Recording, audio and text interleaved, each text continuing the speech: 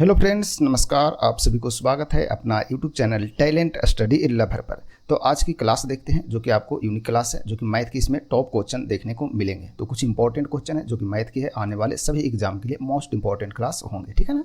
तो वीडियो को पूरा जरूर देखिएगा, बहुत कुछ आपको सीखने को मिलेगा इसमें, ठीक है। चलिए तो शुरू करते हैं आज की क्लास। सभी के सभी क्वेश्चन जो है वो प्रीवियस ईयर क्वेश्चन है और सभी अच्छे क्वेश्चन है, ये सभी एग्जाम में बार बार पूछे हुए जाते हैं, ठीक है ना। चलिए तो शुरू करते हैं और क्वेश्चन आप लोग भी पहले बनाइएगा, ठीक है ना, उसके बाद फिर यहाँ पर सीखेंगे, ठीक है। चलिए तो सबसे पहला क्वेश्चन देखिए, बोल रहा है क्या, एक छात्रावास की मेस में एक सप्ताह के लिए 217 अंडों की आवश्यकता होती है। जुलाई, अगस्त और सितंबर के महीनों के लिए कुल कितने अंडों की आवश्यकता होगी, ये बताना है, ठीक है। चलिए तो इसका राइट आंसर क्या होगा ये बताना है। तो सबसे पहले इस क्वेश्चन को सोल्यूशन कीजिए, हल कीजिए, उसके बाद फिर बनाइएगा, ठीक है। वीडियो को पॉज कीजिएगा, उसके बाद फिर हल कीजिए, उसके बाद फिर सीखेंगे, ठीक है। चलिए देखते हैं, सबसे पहले इसको बनाते हैं। तो बोल रहा है क्या, एक सप्ताह में एक छात्रावास में मेस में एक सप्ताह के लिए 217 अंडों की जरूरत है, ठीक है। तो एक दिन में कितना पड़ता है ये निकाल लेते हैं पहले। तो एक दिन में 217 अंडा आपको है 7 दिन के लिए, ठीक है ना, आवश्यकता होता है। तो एक दिन का निकालना है तो 7 से भाग दे देंगे, ये हो गया आपका एक दिन के अंडों की संख्या। यानी एक दिन में टोटल कितने अंडों की जरूरत पड़ते हैं, तो ये हो जाएगा 7 या 21 और 7 एकम 7, यानी कि एक दिन में 31 अंडों की जरूरत होती है, यानी कि आवश्यकता होती है। अब बोल रहा है क्या, जुलाई, अगस्त और सितंबर महीने में कुल कितने अंडों की आवश्यकता होगी, ठीक है। तो जुलाई कितने महीने का दिन होता है, 31 दिन का होता है। अगस्त भी 31 होता है और आपका सितंबर जो होता है वो 30 होता है। तो इतना दिन में कितने की आवश्यकता होगी, यानी कितने अंडों की आवश्यकता होगी। तो टोटल दिन गुना एक दिन कर देंगे, यानी कि 31 अंडों की जरूरत एक दिन में। तो टोटल हो जाएगा 30 या 90 और 2 92 दिन में कितने अंडों की जरूरत होंगे, सिंपल कैलकुलेट करना, ठीक है। तो 30 या 90 और 2 92 गुना 31 कर देंगे, ठीक है। तो 31 दूनी 62 हो जाएगा, शेष 6 बचेंगे। 31 गुना 9 करेंगे तो कितना हो जाएगा, 30 नंबर कितना होता है, गुना कर दिए, 30 नंबर 270, ठीक है ना। 270 और 9 200 कितना 79, 279 और 6 285, ठीक है ना, 285, यानी कि 2852 अंडों की जरूरत पड़ेंगे, यानी ऑप्शन सी इसका राइट आंसर हो जाएगा, ठीक है। चलिए अच्छा क्वेश्चन है, इस क्वेश्चन को ध्यान में रखेंगे।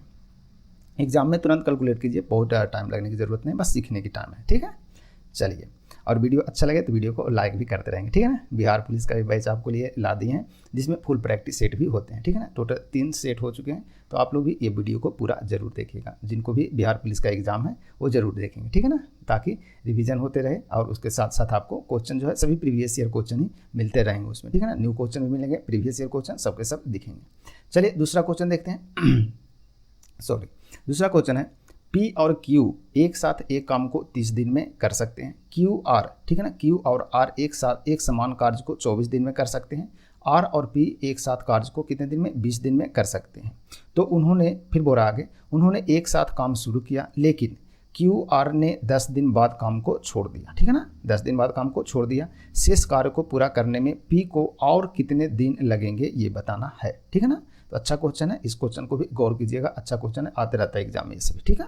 चलिए तो सबसे सिंपल क्वेश्चन है, सबसे मतलब इजी क्वेश्चन है, ज़्यादा हार्ड नहीं है, लेकिन समझना है इसको। चलिए सबसे पहले देखते हैं P और Q कितने दिन में कार्य करता है, 30 दिन में करता है। कितने दिन में, 30 दिन में कार्य को करता है।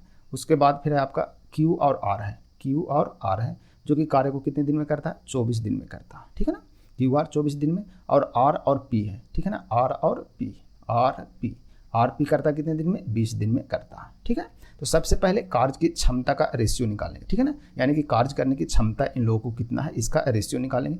इसका रेशियो कैसे निकालेंगे, सिंपल सी है, जो भी दिन आपको दिया हुआ इसका टोटल क्या कर लेंगे, एलसीएम ले लेंगे, ठीक है ना। क्या ले लेंगे, एलसीएम हो गया 30, 24, 20 का एलसीएम कितना हो जाएगा, 120 हो जाएगा। कितना हो जाएगा, 120, आपका ये हो गया एलसीएम। यानी कि टोटल जो कार्य यूनिट है, टोटल 120 यूनिट कार्य है, ठीक है ना। तो 120 यूनिट कार्य है टोटल, ठीक है ना। मान लेते हैं कि 120 अंडे है, उसे गिनना है, ठीक है ना। तो 120 अंडे को 30 दिन में गिन रहा है, तो कितने की क्षमता से गिन रहा है, यानी कि एक दिन में वो चार अंडे वो गिन पा रहा है, ठीक है ना। उसी प्रकार से बी का हो जाएगा, Q और R का हो जाएगा कितना, 24 25 20 से, यानी कि 5 हो जाएगा क्षमता। और इसका हो जाएगा 20 छक्का 20 से, यानी कि 6 हो जाएगा इसका क्षमता, ठीक है ना। तो PQ का क्षमता ये हो गया, QR का क्षमता ये हो गया, और RP का क्षमता ये हो गया, यानी कार्य करने की क्षमता ये हो गया, ठीक है ना। यानी कि चार की क्षमता से कार्य करता है तो 30 दिन में 120 काम को पूरा कर लेगा, ठीक है ना। उसी प्रकार से ये 5 की क्षमता से काम करेंगे तो 24 दिन में, 6 की क्षमता से काम करेंगे तो 20 दिन में ये पूरा कर लेंगे, ठीक है ना। टोटल 120 काम है, ठीक है। चलिए अब यहाँ तक समझ गए। उसके बाद फिर यहाँ सिंपल है, एक बार निकालने कितना पी क्यू आर, तीनों की जो एक साथ क्षमता होगा वो क्या होगा ये निकालें, तो P plus Q plus R इसमें निकाल लेंगे, ठीक है ना। चलिए तो P plus Q plus R plus P है दिया हुआ, ठीक है ना। तो इसका क्षमता P plus Q plus R का क्षमता निकालना है, तीनों को एक साथ निकालना है। तो कैसे निकालेंगे, सभी को जोड़ के 2 से भाग देंगे। क्यों जोड़ेंगे, क्योंकि देखिए सभी को जोड़ेंगे तो P 2 बार आ जाएगा, Q भी 2 बार आएगा, R भी 2 बार आएगा, ठीक है ना। तो टोटल जोड़ेंगे तो कितना आ जाएगा 2 into P plus Q plus R आएगा, और इधर आ जाएगा आपका 15, ठीक है ना। 6 5 11 4 15, यानी कि भाग देंगे तो आ जाएगा कितना 7.5 आ जाएगा, ठीक है। तो टोटल जो क्षमता हो जाएगा तीनों का इकट्ठा क्षमता हो जाएगा कितना 7.5 की क्षमता से यह कार्य करेगा, ठीक है ना। तीनों इकट्ठा करेगा तो, ठीक है। तो क्षमता तीनों का इकट्ठा निकालना हो तो सिंपल जोड़ करके 2 से भाग देते हैं। क्यों भाग देते हैं, क्योंकि सभी 2 2 आ जाते हैं, इसलिए 2 से भाग देते हैं, ठीक है। तो इसे ध्यान में रखेंगे, ठीक है। चलिए अब यहाँ से आगे बढ़ते हैं, बस यहीं तक कार्य था जो भी करना था। अब इसके बाद सिंपल है, टोटल जो वर्क है कितना है 120 यूनिट टोटल कार्य है, लिख लिए लेफ्ट साइड। अब आगे चलते हैं ये साइड। अब क्वेश्चन देखिए बोल रहा है क्या कि क्यू और आर 10 दिन तक काम किया। क्यू आर की क्षमता कितना है 5 है, दोनों मिलकर कितना 5 की क्षमता से कार्य करता है। कितने दिन कार्य करता है 10 दिन कार्य करता है। उसके बाद ये दोनों चला गया, अब कौन बच गया P बच गया। तो P मान लेते हैं कि टोटल जो कार्य किया वो कितने दिन में किया D दिन में किया, कितने दिन में D दिन में किया। तो P का क्षमता क्या है, तो P का क्षमता निकालने के लिए देखिए P plus Q plus R तीनों की क्षमता में से P की क्षमता निकाला तो Q और R की क्षमता को घटा देंगे तो P की क्षमता निकल जाएगा, ठीक है ना। तो P प्लस क्यू देखिए क्यू आर की क्षमता कितना है 5, 5 को इधर माइनस कर देंगे तो कितना आ जाएगा 2.5, ठीक है ना। 2.5 मतलब 5/2 लिख सकते हैं, ठीक है ना। यानी कि 5/2 की क्षमता से D दिन तक काम कौन किया P करते रह गया, ठीक है ना।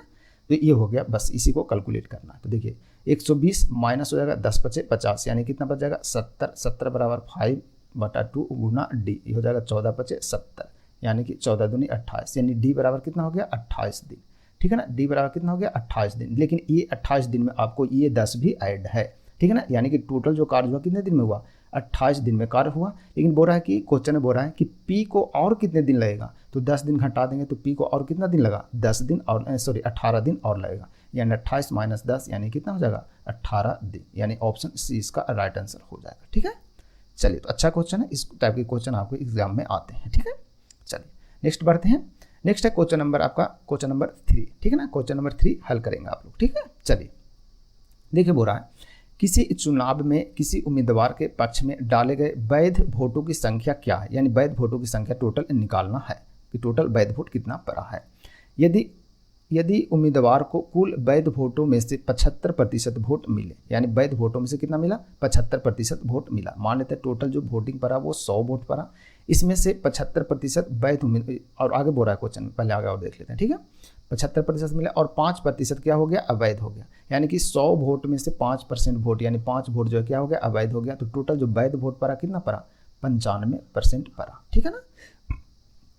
कुल जो वोटिंग हुआ 100 पड़ा, उसमें 5 अवैध घोषित कर देगा तो 95 सही वोटिंग हुए, ठीक है ना। यही करा क्वेश्चन में बोल रहा है क्या, यह देखते हुए कि कुल मतदाताओं की संख्या इतना थी और कुल मतदाता की संख्या आपको ऑलरेडी दे चुका है 146,000, ठीक है ना। कुल मतदाताओं की संख्या इतना है। अब देखिए बोल रहा है शुरू से पढ़ेंगे फिर से क्वेश्चन। किसी चुनाव में किसी उम्मीदवार के पक्ष में डाले गए वैध वोटों की संख्या क्या है। यदि उम्मीदवार को कुल वैध वोटों में से कितना मिला 75% मिला, कितना मिला 75%, 75% को लिख सकते कितना 3/5, ठीक है ना। 3/4 हो जाएगा, 25 × 75 25 × 100, ठीक है ना। यानी 95 का 3/4 इससे मिला, ठीक है ना। देखिए अब तो बोल रहा है क्या टोटल वैध वोट क्या है वो निकालना है। तो देखिए टोटल यहाँ वोटों की संख्या कितना है इतना दिया हुआ 146,000, यहाँ टोटल वोट कितना था 100 था। अब इसमें बोल रहा है वैध वोटों की संख्या, तो वैध वोटों की जो संख्या मिला, ठीक है ना, किसी उम्मीदवार को वो कितना मिला तो 95 का 3/4, तो 95 का 3/4 इसको गुना कर दीजिए, ठीक है। सिंपल सी है, कैलकुलेट बस करना है। तो देखिए 2 शून्य से 2 शून्य आपको ये कट जाएगा, इसको 4 से काट देंगे तो 2 मराती ये काट दीजिए, 7 दूनी 14 730 हो जाएगा, फिर हो जाएगा 365 से कट जाएगा ये 2 मराती है, ठीक है। तो 365 गुना 95 गुना 3 करना पड़ेगा आपको टोटल, तो ये आ जाएंगे टोटल वैध वोटों की संख्या, ठीक है ना, किसी जो उम्मीदवार को पड़ा ये, ठीक है। चलिए वही पूछ रहा है ना, बोल रहा है किसी चुनाव में किसी उम्मीदवार के पक्ष में डाले गए वैध वोटों की संख्या क्या है। तो वैध वोटों की संख्या जो कोई उम्मीदवार है, देखिए 95% वैध वोट पड़ा, जिसमें एक को मिला कितना 75% और दूसरे को मिला कितना 95 का 25%, जो कि वैध वोटों की संख्या है। तो वैध वोटों की संख्या जो 75% कितना पड़ा यही पूछ रहा है क्वेश्चन में, ठीक है ना। चलिए तो ये कितना पड़ा, चलिए निकाल लेते हैं, कैलकुलेट कर लेते हैं, इसे गुना करेंगे। तो 95 गुना 5 पहले कर दीजिए, 95 गुना 5 करेंगे तो कितना आ जाएगा, देखिए 90 गुना 5 करेंगे 450 और 25 475, 475 का हो गया आपका 5, शेष आपके बचा 47। फिर हो गया 95 गुना 6 करेंगे तो 90 गुना 6 कर दीजिए तो हो जाएगा करना 9 छका 54 यानी 540, 540 और 30 570, 570 और 47 जोड़ देंगे तो हो जाएगा 7 4 11 5 1 6 617, 617 का 7 आप लिखेंगे, शेष आपके पास बचेगा कितना 61। अब फिर से गुना करेंगे, 95 गुना 3 कर देंगे तो 95 गुना 3 हो जाएगा 9 3 27 270, 5 15 यानी 285। तो 285 और 61 और ऐड कर लीजिए तो 285 और 61 ऐड करेंगे तो 6 से 8 से 14 2 1 3 346 आ जाएगा आपका, 346 आ जाएगा, गुना 3 कर देंगे। ठीक है, तो सिंपल सी है, 5 या 15 के 5, शेष 1 बचेगा, 7 या 21 1 22, शेष 2 बचेगा, 6 या 18 2 20, शेष 2 34 या 2 से 102 और 2 104। ठीक है ना, तो 110 आ जाएगा, टोटल जो आंसर आएगा 10 40 25, जो आपका सी ऑप्शन राइट हो जाएगा। ठीक है, और सबसे सिंपल तरीका था यहीं से इसका आंसर निकालने का, 5 गुना 3 करेंगे तो 5 25, अब 25 गुना 3 करेंगे तो फिर लास्ट में क्या आ रहा है 5 आ रहा है, तो लास्ट में 5 आ रहा है जो कि ऑप्शन एक ही था, कितना ऑप्शन सी में। ठीक है ना, तो आप कैलकुलेट यदि नहीं कर पा रहे हैं तो सिंपल सी एक बार इधर भी नज़र लगा सकते हैं। ठीक है ना, तो ये होता है प्रैक्टिस करने की फ़ायदा। ठीक है ना, प्रैक्टिस करने का फ़ायदा ये देखिए, सब में लास्ट में 0 है, लेकिन आप एक स्टेप भी गुना कर लेते 5 5 3। ठीक है ना, 5 25 25 या 75 यानी लास्ट में 5, लास्ट में 5 का मतलब ऑप्शन सी, बस इसका राइट आंसर यहीं आ जाता, तो इतना कैलकुलेट करने की भी ज़रूरत नहीं था। ठीक है, तो आप कैलकुलेट कर भी सकते हैं, और कैलकुलेट नहीं भी करेंगे थोड़ा सा आप कॉमन सेंस जरूर लगाइए एग्जाम में। ठीक है, ताकि हार्ड क्वेश्चन में इस टाइप की टाइम बच सके। ठीक है, चलिए बढ़ते हैं आगे, नेक्स्ट क्वेश्चन नंबर 4 की ओर।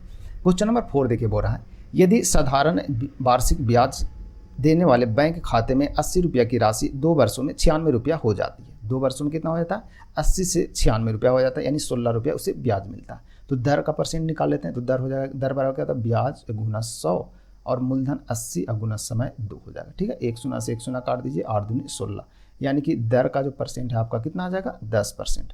10% दर था इसका, कितना क्या था दर जो था, यानी कि जो रेट ऑफ इंटरेस्ट था वो कितना था 10%।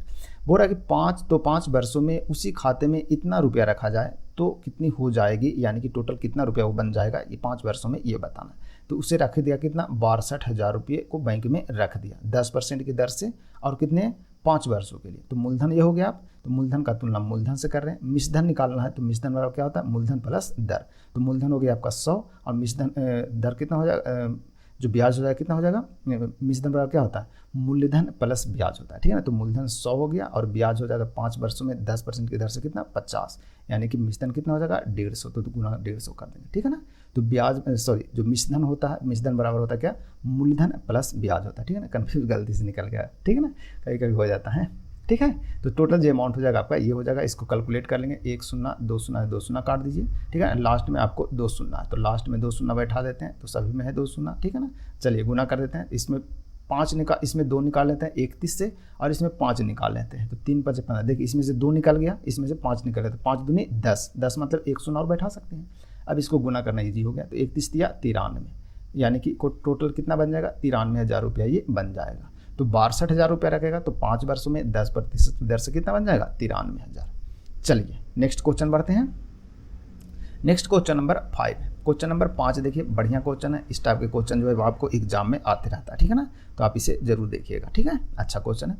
बोला एक चोर को एक पुलिस ने 300 मीटर की दूरी पर देखा, चोर भागने लगा, जैसे पुलिस को देखा भागने लगा, जो कि 300 मीटर दूर पर था, और पुलिस से उसका पीछा करने लगता है।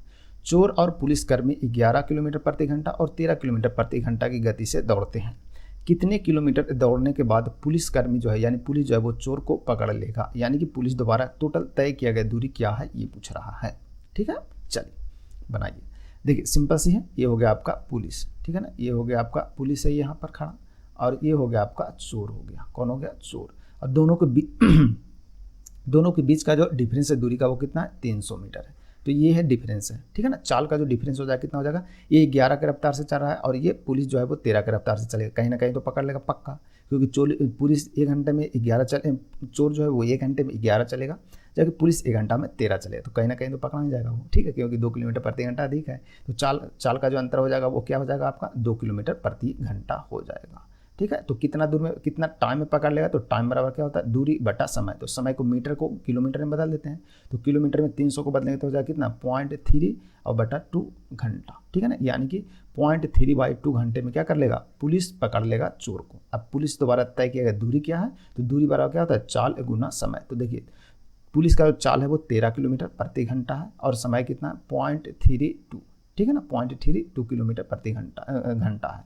तो समय पर दूरी बराबर क्या हो गया, चाल गुना समय। तो गुना कर देंगे तो हो जाएगा कितना 13×3 = 39, या फिर काट दीजिए इसको सिंपल से, यहाँ 6.5 से कट जाएगा। तो 65 गुना 0.3 कर देंगे तो आ जाएगा कितना 65×3 195। 195 पर 2 अंक के बाद दशमलव बैठाएं, क्योंकि ये दशमलव है ये भी दशमलव है, ठीक है ना। तो 2 अंक के बाद दशमलव, यानी 1.95 किलोमीटर उससे दूरी तय करना पड़ेगा, किसको, पुलिस को। यानी कि 1.95, ठीक है ना, यानी कि 1950 मीटर, ठीक है ना, इतना दूरी तय करेगा तो उस चोर को क्या कर लेगा, पुलिस पकड़ लेगा, ठीक है। तो सिंपल क्वेश्चन है, अच्छा क्वेश्चन है, लेकिन एग्जाम में आता है ये, तो इसे स्टार मार्क के आप जरूर रिवीजन करते रहेंगे, ठीक है ना। चलिए नेक्स्ट क्वेश्चन नंबर 6 देखते हैं। अच्छा क्वेश्चन भी है, एग्जाम में पूछा हुआ सभी क्वेश्चन है। तो एक शंकु जिसके आधार की त्रिज्या 7 सेंटीमीटर है और तिरछी ऊंचाई 10 सेंटीमीटर है, तो घुमावदार सतह क्षेत्र क्या है ये बताना। घुमावदार सतह का मतलब होता है क्या, ये निकालना है कर्व्ड सरफेस एरिया, ठीक है ना। इंग्लिश में पढ़ेंगे तो आपको यहाँ से समझ में आ जाएगा। Curved surface area, surface area का जो सूत्र होता है क्या होता है, πr/l होता है, ठीक है ना। तो ये बस निकालना है आपको, ठीक है ना। चलिए तो इसका सूत्र क्या होता है, πr/l। तो पाई का मतलब हो गया 22/7, और आपको दे दिया त्रिज्या 10, और एल जो स्लंट हाइट है वो आपको दे दिया 10, सॉरी त्रिज्या आपको 7 है ना, ठीक है ना। तो 7 से 7 कट जाएगा तो 22 दाओं को 220, ठीक है ना, 220 सेंटीमीटर स्क्वायर।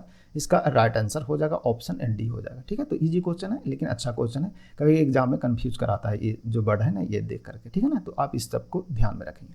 तो प्रैक्टिस करने से फ़ायदा ये होता है कि बहुत सारी चीज़ जो है आपको कॉमन सेंस लगाने की क्षमता बढ़ते जाते हैं इसमें, ठीक है ना। इसलिए प्रैक्टिस करते रहेंगे, बढ़ते रहेंगे, ठीक है। और बिहार पुलिस की जो आपकी क्लास है फुल सेट प्रैक्टिस की, वो लगभग डेली कोशिश करेंगे, डेली तो नहीं आ पाएगा लेकिन लगभग सप्ताह में 3 या 4 सेट आपको मिल जाएंगे, ठीक है ना। 3 भी मिल जाएंगे तो आपको बहुत है, एग्जाम तक इसे कंटिन्यू रखेंगे, ठीक है ना।